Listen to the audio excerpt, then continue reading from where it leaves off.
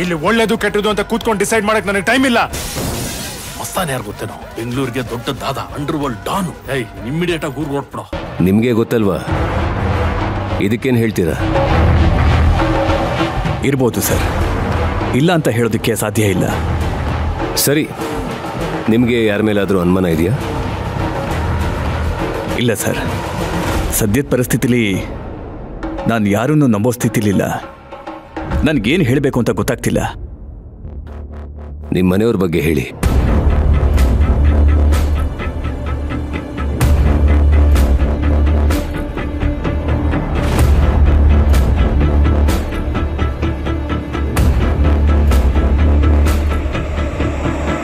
ನೀವು ಹೇಳಿರೋ ಪ್ರಕಾರ ನಿಮ್ಮ ಮಗಳು ಕಾತ್ಯಾಯಿನಿಗೆ ತುಂಬಾನೇ ಕೋಪ.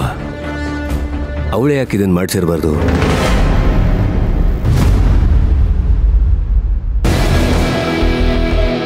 ಹಾಗಿದ್ರೆ ಈ ಆಕ್ಸಿಡೆಂಟ್ ನಾನು ಮಾಡಿಸಿರ್ಬಹುದು ಅಂತ ನನ್ನ ಮೇಲೆ ನೀವು ಅನುಮಾನ ಪಡ್ತಾ ಇದ್ದೀರಾ ಇನ್ಸ್ಪೆಕ್ಟರ್? ಲಾ ಓದಿದ್ದೀನಿ ನಾನು, ಫ್ಯಾಮಿಲಿಗೋಸ್ಕರ ಅದನ್ನ ಬಿಟ್ಟು ಮನೇಲಿದ್ದೀನಿ. ಫ್ಯಾಮಿಲಿ ಬೆಲೆ ಏನು, ಒಂದು ಜೀವದ ಬೆಲೆ ಏನು ಅನ್ನೋದು ನನಗೆ ಚೆನ್ನಾಗಿ ಗೊತ್ತಿದೆ. ನಾನು ಈ ಥರ ಕೆಲಸ ಮಾಡೋದಿಲ್ಲ. ಎಲ್ಲರೂ ಮೊದ್ಲಿಗೆ ಹಾಗೆ ಹೇಳ್ತಾರೆ, ಆಮೇಲೆ ಒಪ್ಕೊಳ್ತಾರೆ. ರಾಮ್ ಅವರು ನಿಮ್ಮ ತಂದೆ ಅಲ್ಲ ಅಲ್ವಾ? ಅವ್ರ ಅಣ್ಣನ ಮಕ್ಕಳಲ್ವಾ ನೀವು? ಇಲ್ಲ, ನಮ್ಮಪ್ಪ ಯಾವತ್ತೂ ನಮ್ಮನ್ನ ಹಾಗೆ ನೋಡಿಲ್ಲ. ಸ್ವಂತ ಮಕ್ಕಳ ಥರನೇ ನೋಡ್ಕೊಂಡಿದ್ದಾರೆ. ಇನ್ಫ್ಯಾಕ್ಟ್ ನಮ್ಮ ತಂದೆ ತಾಯಿ ಮುಖಾನೇ ನಮಗೆ ಮರ್ತು ಹೋಗಿದೆ. ಅಷ್ಟು ಚೆನ್ನಾಗಿ ನಮ್ಮಪ್ಪ ನಮ್ಮನ್ನ ನೋಡ್ಕೊಂಡಿದ್ದಾರೆ. ಓಕೆ, ನಿಮ್ಮ ಕಣ್ಮುಂದೆ ಕೆಲಸ ಮಾಡ್ತಿದ್ದ ಹುಡುಗಿ ನಿಮ್ಮ ಬಾಸ್ ಆದ್ರು, ನಿಮ್ಮಮ್ಮ ಆದ್ರು, ಅದನ್ನ ನೀವು ಎಕ್ಸ್ಪೆಕ್ಟೇ ಮಾಡಿರ್ಲಿಲ್ಲ. ಅದಕ್ಕೆ ನಿಮಗೆ ಕೋಪ ಬಂದು ನೀವೇ ಆಕ್ಸಿಡೆಂಟ್ ಮಾಡಿಸಿರ್ಬೋದಲ್ವಾ?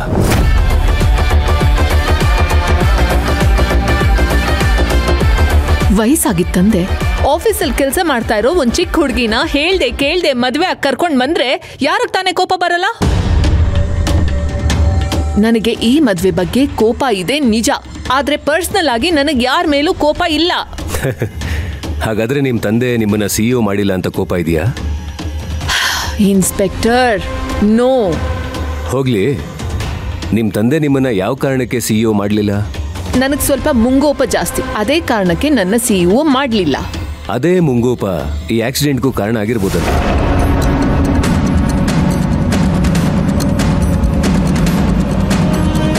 ಕಿಚ್ಚು ದ್ವೇಷ ಅನ್ನೋದು ಇರಬೇಕು ಇನ್ಸ್ಪೆಕ್ಟರ್. ಅದೇ ನಮ್ಮನ್ನ ಅಗ್ರೆಸಿವ್ ಆಗಿ ಮಾಡುತ್ತೆ, ದೊಡ್ಡ ದೊಡ್ಡ ಹೋರಾಟಗಳಲ್ಲಿ ಗೆಲ್ಸತ್ತೆ. ಒಬ್ಬ ಬಾಕ್ಸರ್ಗೆ ಹೆಚ್ಚು ಕೋಪ ಕಿಚ್ಚು ಇರುತ್ತೆ, ಹಾಗಂತ ನಡೆಯೋ ಕೊಲೆನೆಲ್ಲ ಅವನ ತಲೆಗೆ ಕಟ್ಟಕ್ಕಾಗತ್ತಾ? ನಾನೊಬ್ಳು ಕ್ರಿಮಿನಲ್ ಲಾಯರ್, ಹಾಗಾಗಿ ಕಾನೂನು ಅನ್ನೋದು ಏನು ಅಂತ ನನಗೆ ಚೆನ್ನಾಗಿ ಗೊತ್ತಿದೆ. ಕಾನೂನನ್ನ ಯಾವತ್ತೂ ಕೈಗೆ ತಗೊಳ್ಳೋದಕ್ಕೆ ಹೋಗಲ್ಲ. ಕಾನೂನ್ನ ಕೈಗೆ ತಗೊಳ್ಳಲ್ಲ ಅಂತ ಸ್ಟೇರಿಂಗ್ನ ಬೇರೆಯವ್ರ ಕೈಲಿ ಕೊಟ್ಟಿರ್ಬೋದಲ್ವಾ?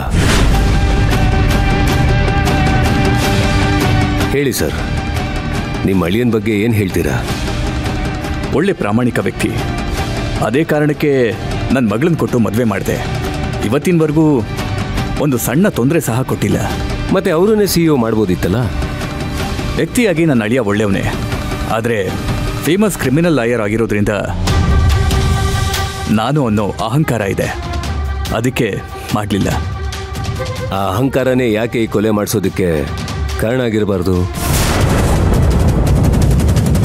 ಮೊದಲೇ ಕ್ರಿಮಿನಲ್ ಲಾಯರು, ರೌಡಿಗಳ ಕಾಂಟ್ಯಾಕ್ಟ್ ಇರುತ್ತೆ, ಹಾಗಾಗಿ ಯಾಕೆ ಮಾಡಿಸಿರಬಾರ್ದು? ಅಂದರೆ ನಾನೊಬ್ಬ ಕ್ರಿಮಿನಲ್ ಲಾಯರು, ನನಗೆ ರೌಡಿಗಳ ಕಾಂಟ್ಯಾಕ್ಟ್ ಇದೆ, ಆ ಕಾರಣಕ್ಕೋಸ್ಕರ ನಾನೇ ಆಕ್ಸಿಡೆಂಟ್ ಮಾಡಿಸಿರ್ಬೋದು ಅಂತ ಹೇಳ್ತಾ ಇದ್ದೀರಾ? ಹಾಂ, ಇಲ್ಲ, ನೀವು ಮನೆ ಅಳಿಯಾಗಿ ಬಂದ್ರಿ, ಹಾಗೆ ಈ ಕಂಪನಿಗೆ ಮತ್ತು ಈ ಮನೆಗೆ ವಾರಸ್ದಾರ ಆಗಬೇಕು ಅನ್ನೋ ಕನ್ಸ್ಕೊಂಡ್ರಿ. ಆದರೆ ನಿಮ್ಮ ಮಾವ ಒಂದು ಹುಡುಗಿನ ಮದುವೆ ಮಾಡ್ಕೊಂಡು ಬಂದು ದಿಢೀರಂತ ಕಂಪನಿ ಸಿಇಒ ಮಾಡಿದ್ರು. ಈ ಕಾರಣಕ್ಕಾಗಿ ನೀವು ಆಕ್ಸಿಡೆಂಟ್ ಮಾಡಿಸಿರ್ಬೋದಲ್ವಾ? ಸರ್, ನಮ್ಮ ಮಾವ ಯಾರನ್ನೋ ಮದುವೆ ಆಗಿ ಅವ್ರನ್ನ ಸಿಇಒ ಮಾಡಿದ್ದಕ್ಕೆ ನಾನು ಯಾಕೆ ಸರ್ ಆಕ್ಸಿಡೆಂಟ್ ಮಾಡಿಸ್ಲಿ? ಅವ್ರು ನನಗೆ ಅಂತ ಕೊಟ್ಟಿರೋ ಜವಾಬ್ದಾರಿಗಳನ್ನು ನೋಡ್ಕೊಂಡು ಹೋಗೋದೇ ಸಾಕಾಗೋಗಿದೆ. ಹಾಗಾದರೆ ಕಾವೇರಿ ಅವ್ರನ್ನ ನಿಮ್ಮ ಮಾವನ ಹೆಂಡತಿ ಅಂತ ಒಪ್ಕೊಂಡಿದ್ದೀರಾ? ಈಗ ಒಪ್ಕೊಳ್ತಿಲ್ಲ ಅಷ್ಟೇ, ಹಾಗಂತ ಒಪ್ಕೊಳ್ಳೋದೇ ಇಲ್ಲ ಅಂತ ಹೇಳೋಕ್ಕಾಗಲ್ಲ ಸರ್. ನಾರ್ಮಲ್ ಆಗಿ ಮದುವೆ ಆಗಿ ಒಂದು ಹೊಸ ಸಂಬಂಧಗಳ ಜೊತೆ ಹೊಂದ್ಕೊಳ್ಳೋದಕ್ಕೆ ಸ್ವಲ್ಪ ಟೈಮ್ ಬೇಕಾಗುತ್ತೆ ಸರ್. ಅಂಥದ್ರಲ್ಲಿ ಅನಿರೀಕ್ಷಿತವಾಗಿ ಮದುವೆಯಾಗಿ ಬಂದವ್ರನ್ನ ಒಪ್ಕೊಳ್ಳೋದಕ್ಕೆ ಸ್ವಲ್ಪ ಟೈಮ್ ಬೇಕಲ್ವಾ? ಖಂಡಿತ ಆದಷ್ಟು ಬೇಗ ಮನೆಯವರು ಮಾವನ್ನ ಅವ್ರ ಹೆಂಡ್ತಿನ ಒಪ್ಕೋತಾರೆ. ನೋಡಿ, ಈ ಟೈಮಲ್ಲಿ ನಿಮ್ಗೊಂದು ಮಾತು ಹೇಳಕ್ಕೆ ಇಷ್ಟಪಡ್ತೀನಿ. ಈ ಕಂಪ್ನಿಲಿ ಲೀಗಲ್ ಅಡ್ವೈಸರ್ ಆಗಿ ತುಂಬ ವರ್ಷಗಳಿಂದ ಪ್ರಾಮಾಣಿಕವಾಗಿ ಕೆಲಸ ಮಾಡ್ತಾ ಇದ್ದೀನಿ. ಅದರಿಂದನೇ ನಾನು ಅವ್ರ ಮಗಳನ್ನ ಮದುವೆ ಆಗೋ ಅದೃಷ್ಟ ಸಿಕ್ಕಿದ್ದು. ಇಷ್ಟು ವರ್ಷಗಳಲ್ಲಿ ಯಾವತ್ತೂ ಬರದೇ ಇರೋ ಯೋಚನೆ ಈಗ ಹೇಗೆ ಬರುತ್ತೆ ಹೇಳಿ? ಅದನ್ನು ಮೀರಿ ಮಕ್ಕಳು ಅಂತ 3 ಇರಬೇಕಾದ್ರೆ ಅಳಿಯನಿಗೆ ಅಧಿಕಾರ ಕೊಡೋದಕ್ಕೆ ಹೇಗೆ ಸಾಧ್ಯ? ಒಬ್ಬ ಲಾಯರ್ ಆಗಿ ನನಗೆ ಗೊತ್ತಿಲ್ಲ ಅನ್ಕೊಂಡಿದ್ದೀರಾ? ಹಾಗಾದ್ರೆ ಗೊತ್ತಿಲ್ಲದೆ ಇರೋ ವಿಚಾರ ಏನಾದರೂ ಇದ್ರೆ ಹೇಳಿ. ಸರ್, ವೈರತ್ವ ಅನ್ನೋದು ಕಂಪನಿ ಶೇರ್ ಹೋಲ್ಡರ್ಸು, ಪಾರ್ಟ್ನರ್ಸು, ಜೊತೆಗೆ ಫ್ರೆಂಡ್ಸು, ಬೀಗರು ಇಂಥವ್ರ ಜೊತೆ ಇರುತ್ತೆ ಸರ್. ನನ್ನ ಹತ್ರ ಹೇಗಿರುತ್ತೆ ಸರ್? ಇದಕ್ಕೇನು ಹೇಳ್ತೀರಾ ರಾಮ್ ಸರ್? ನಾನು ವ್ಯಾಪಾರನ ಸಹ ಸಂಬಂಧದ ದೃಷ್ಟಿಯಿಂದ ನೋಡ್ತೀನಿ. ಆದರೆ ಸಂಬಂಧನ ವ್ಯಾಪಾರ ದೃಷ್ಟಿಯಿಂದ ನೋಡೋರು ಈ ಕೆಲಸನ ಮಾಡಿರ್ಬೋದು. ಸಂಬಂಧ ಹಾಗೂ ವ್ಯಾಪಾರದಲ್ಲಿ ಒಟ್ಟಿಗೆ ಇರೋರು ಯಾರು? ಆ ರೀತಿ ಇರೋರು ಅಂದರೆ ನಮ್ಮ ಬೀಗರು ಸುರೇಂದ್ರನಾಥ್ ಮತ್ತು ನನ್ನ ಸೊಸೆ ಮಲ್ಲಿಕಾ.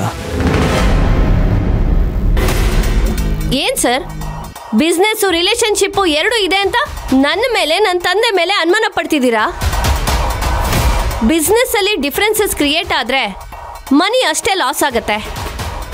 ಆದರೆ ರಿಲೇಶನ್ಶಿಪ್ ಅಲ್ಲಿ ಡಿಫ್ರೆನ್ಸಸ್ ಕ್ರಿಯೇಟ್ ಆದ್ರೆ ನಾನು ಈ ಮನೆಗೆ ಸೊಸೆಯಾಗಿ ಬಂದಿರೋ ನನ್ನ ಜೀವನನೇ ಹಾಳಾಗ್ಬಿಡುತ್ತೆ. ಅಲ್ಲ ಸರ್, ಇಷ್ಟು ಬೇಸಿಕ್ ಆಲೋಚನೆ ನಮ್ಗಿರಲ್ವಾ? ಹಾಗಂದ ಮೇಲೆ ನಾನು ಯಾಕೆ ಈ ಥರ ಕೆಲಸ ಮಾಡ್ತೀನಿ? ಕಂಪನಿಯಲ್ಲಿ ಕೆಲಸ ಮಾಡ್ತಿರೋ ಕಾವೇರಿ ನಿಮ್ಮ ಅತ್ತೆ ಆಗಿರೋ ಕಾರಣಕ್ಕೆ ನೀವು ಅದನ್ನ ಸಹಿಸ್ಕೊಳ್ತೀರಾ ಈ ಕೆಲಸ ಮಾಡಿರ್ಬೋದಲ್ಲ? ಇಲ್ಲ, ಅವಳು ನಮ್ಮ ಮಾವನ ಹೆಂಡತಿ ಆಗಿರ್ಬೋದು, ಆದರೆ ಯಾವತ್ತೂ ನಮ್ಮ ಅತ್ತೆ ಆಗೋದಕ್ಕೆ ಸಾಧ್ಯನೇ ಇಲ್ಲ. ಅವಳು ನಮ್ಮ ಮನೆಗೆ ಕೆಲಸದವಳು ಅಷ್ಟೇ. ಓಕೆ, ನಿಮ್ಮ ಮಾವನ ಕಂಪನಿ ಶೇರ್ಗಳನ್ನು ಖರೀದಿ ಮಾಡಿ ಕಂಪನಿನ ನಿಮ್ಮ ಹೆಸರಿಗೆ ಮಾಡ್ಕೊಳ್ಳುವಂಥ ಪ್ರಯತ್ನ ಮಾಡಿದ್ದೀರಾ ಅಂತ ಕೇಳ್ಪಟ್ಟೆ. ಏನು ಕತೆ? ಸರ್, ನಮ್ಮ ಮಾವನ ಆರೋಗ್ಯ ಕೆಟ್ಟು ಹಾಸ್ಪಿಟಲ್ಗೆ ಸೇರಿದಾಗ ಕಂಪನಿ ತುಂಬ ಲಾಸಲ್ಲಿತ್ತು. ಆ ಸಮಯದಲ್ಲಿ ನಾನೇ ನಮ್ಮ ತಂದೆಗೆ ಹೇಳಿ ಶೇರ್ಸ್ನ ಪರ್ಚೇಸ್ ಮಾಡಿಸ್ದೆ. ಮತ್ತೆ ಕಂಪನಿ ಸಕ್ಸಸ್ ಆಗೋ ಹಾಗೆ ಮಾಡಿದೆ. ಅದ್ರ ಮೇಲೆ ಈ ಕ್ಷಣದವರೆಗೂ ಅಧಿಕಾರ ಚಲಾಯಿಸೋ ಪ್ರಯತ್ನ ನಾನಾಗ್ಲಿ ನಮ್ಮಪ್ಪ ಆಗಲಿ ಮಾಡಿಲ್ಲ.